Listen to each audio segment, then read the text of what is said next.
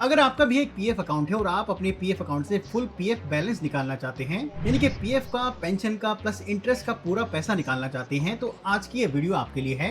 EPFO 3.0 के नए नियमों के अनुसार आप अपने पीएफ अकाउंट से फुल बैलेंस कब निकाल सकते हैं, ईपीएफओ के पीएफ फाइनल सेटलमेंट के नए रूल्स क्या हैं, साथ में इसके लिए आप ऑनलाइन कैसे अप्लाई कर सकते हैं उसका एकदम लेटेस्ट प्रोसेस बताऊंगा। वीडियो आपके लिए बहुत ही इंपॉर्टेंट होने वाली है, वीडियो को एंड तक बिना स्किप किए जरूर देखना। और अगर आपने चैनल को अभी तक सब्सक्राइब नहीं किया है तो प्लीज सब्सक्राइब कर लेना, प्रेस करना बेल बटन को, ताकि फ्यूचर में ऐसी इंपॉर्टेंट वीडियोस का अपडेट आपको मिलता रहे। तो सबसे पहले जान लेते हैं कि आप अपने पीएफ अकाउंट से पूरा बैलेंस, यानी कि पीएफ का, पेंशन का प्लस ब्याज का पूरा पैसा किन कंडीशंस में निकाल सकते हैं। ईपीएफओ 3.0 के नए नियमों के अनुसार अगर आपकी नौकरी चली गई है और आप अनएम्प्लॉयड हैं, तो 1 महीने बाद आप अपने पीएफ अकाउंट के एलिजिबल पीएफ बैलेंस का 75% पैसा निकाल सकते हैं। यहाँ पर एलिजिबल पीएफ अमाउंट का मतलब है आपका एम्प्लॉयर कंट्रीब्यूशन, एम्प्लॉय कंट्रीब्यूशन और इंटरेस्ट को मिलाकर जो आपका बैलेंस बनता है उसका 75% आप 1 महीने बाद निकाल सकते हैं। और यहाँ पर बाकी का बचा 25% आप 12 महीने बाद ही निकाल सकते हैं।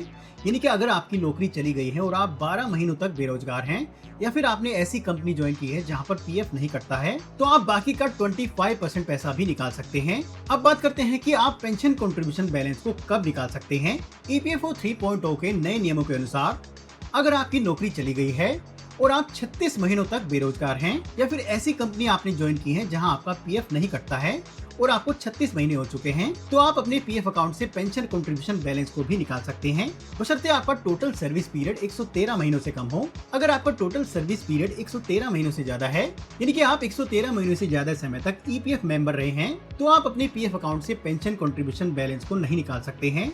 इस केस के लिए आप मंथली पेंशन के लिए एलिजिबल हो जाते हैं और रिटायरमेंट के बाद आपको मंथली पेंशन पे की जाएगी। चलिए अब जानते हैं कि आप अपने पीएफ अकाउंट से फुल बैलेंस निकालने के लिए ऑनलाइन कैसे अप्लाई कर सकते हैं। उसके लिए सबसे पहले आपको ईपीएफओ की वेबसाइट ओपन करनी है। वेबसाइट का लिंक आपको नीचे डिस्क्रिप्शन में मिल जाएगा, जहां से आप क्लिक करके डायरेक्ट वेबसाइट पर पहुंच सकते हैं।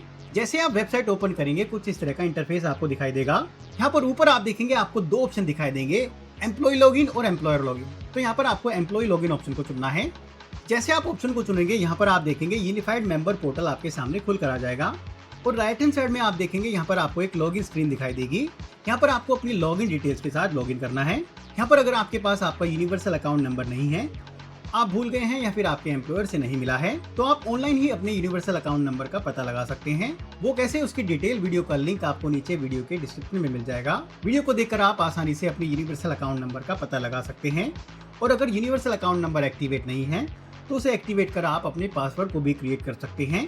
वीडियो का लिंक आपको नीचे डिस्क्रिप्शन में मिल जाएगा। तो यहाँ पर लॉगिन डिटेल्स भरने के बाद नीचे आपको साइन इन ऑप्शन पर क्लिक करना है। क्लिक करते ही आप देखेंगे आपके रजिस्टर्ड मोबाइल नंबर पर एक ओटीपी प्राप्त होगा, जो कि आपको ईपीएफओ की तरफ से भेजा जाएगा।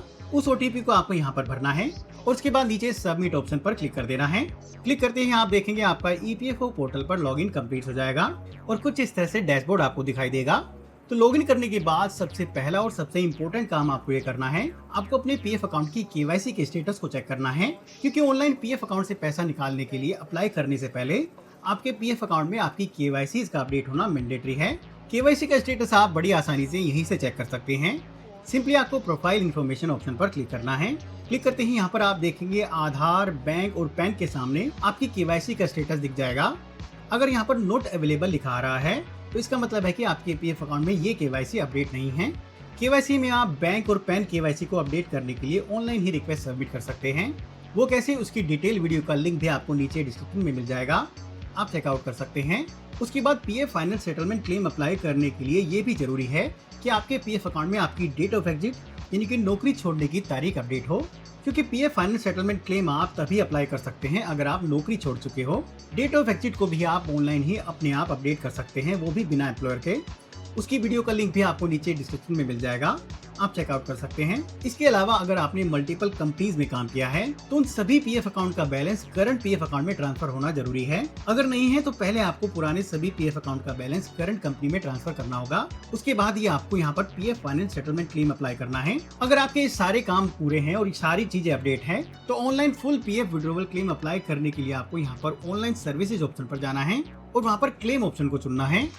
उसके बाद अगले पेज पर यहाँ पर आप देखेंगे अपने बैंक अकाउंट नंबर को आपको भरना है। ये अकाउंट नंबर आपको वही अकाउंट नंबर भरना है जो आपने अपनी केवाईसी में अपडेट कराया है, क्योंकि इसी बैंक अकाउंट में आपके पीएफ का पैसा ट्रांसफर किया जाएगा। उसके बाद आपको यहाँ पर चेक ऑप्शन पर क्लिक करना है। कंफर्मेशन के लिए दोबारा से यस पर क्लिक करना है। उसके बाद नीचे proceed to online claim option पर क्लिक करना है। क्लिक करते ही अगले पेज पर आप देखेंगे आपको यहाँ पर I want to apply for के सामने अपने पीएफ विड्रॉवल क्लेम फॉर्म को चुनना है।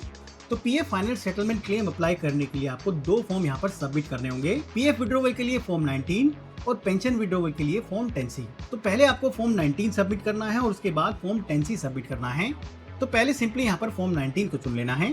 जैसे आप फॉर्म को चुनेंगे तो नीचे आप देखेंगे आपको यहाँ पर बताया जाएगा कि अगर आपका टोटल पीएफ विड्रॉवल अमाउंट 50,000 रुपए से ज्यादा है और टोटल सर्विस पीरियड 5 साल से कम है तो आपके पीएफ विड्रॉवल अमाउंट पर टीडीएस एप्लीकेबल होता है।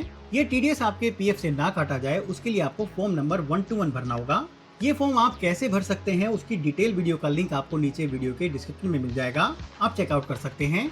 और अगर आपकी टोटल पीएफ विड्रॉवल अमाउंट 50,000 से कम है तो आपको ये फॉर्म भरने की जरूरत नहीं है। उसके बाद यहाँ पर आप देखेंगे PF final settlement claim apply करने के बाद आपको कितना अमाउंट दिया जाएगा उसकी अमाउंट यहाँ पर आपको दिख जाएगी। ये अमाउंट अप्रोक्स होती है। क्लेम प्रोसेसिंग के टाइम ये अमाउंट में कुछ बदलाव भी किए जा सकते हैं। उसके बाद नीचे आप देखेंगे एम्प्लॉई एड्रेस में आपको अपने एड्रेस को अपडेट करना है। यहाँ पर अगर आपके पीएफ अकाउंट में ऑलरेडी आपका एड्रेस अपडेट है तो यहाँ पर ऑटोमेटिकली आपका एड्रेस फिलअप हो जाएगा। और अगर आप यहाँ पर एड्रेस को अपडेट करना चाहते हैं तो आपको सिंपली पेंसिल ऑप्शन पर क्लिक करना है और अपने एड्रेस को अपडेट कर देना है। एड्रेस अपडेट करने के बाद नीचे आपको इनके कॉन्सेप्ट को एक्सेप्ट करना है, चेक बॉक्स पर क्लिक करना है और नीचे गेट आधार ओटीपी ऑप्शन पर क्लिक कर देना है। क्लिक करते ही आप देखेंगे आपके आधार कार्ड के साथ रजिस्टर्ड मोबाइल नंबर पर एक ओटीपी प्राप्त होगा। उस ओटीपी को आपको यहाँ पर भरना है और उसके बाद नीचे validate OTP and submit claim option पर क्लिक कर देना है।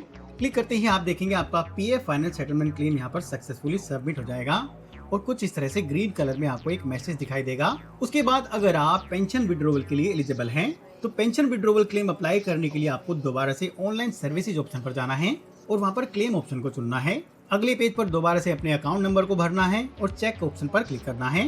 कंफर्मेशन के लिए यस पर क्लिक करना है और उसके बाद proceed to online claim option पर क्लिक करना है। अगले पेज पर यहाँ पर क्लेम फॉर्म में आपकी बार आपको फॉर्म नंबर 10C को चुनना है। नीचे अपने एड्रेस को अपडेट करना है और उसके बाद नीचे इनके डिस्क्लेमर को दोबारा से यहाँ पर एक्सेप्ट करना है और नीचे गेट आधार ओटीपी ऑप्शन पर क्लिक कर देना है। जैसे आप क्लिक करेंगे आपके आधार कार्ड के साथ रजिस्टर्ड मोबाइल नंबर पर दोबारा से एक और ओटीपी प्राप्त होगा। उस ओटीपी को आपको दोबारा से यहाँ पर एंटर करना है और नीचे validate OTP and submit claim form option पर क्लिक कर देना है।